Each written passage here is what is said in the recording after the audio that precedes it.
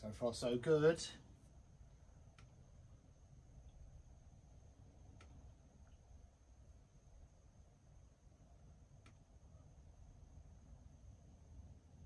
$16, $16, $16, 64 gigabytes installed. Yeah, I wasn't sure if I had the right ones ordered, but I did. I did. Samsung RAM. So yeah, the thing to look out for, which I had to look out for, is the speed. This is 1866. I think there was a 16 something instead. There was a different speed. So this is 1866 megahertz. So yeah, you could get a 1600 megahertz version. DDR3, obviously you need the 3, not the 4, and ECC. There was this I don't know. I'm not going to pretend I know what that means. It's some sort of registration, and they seem to use different terminology.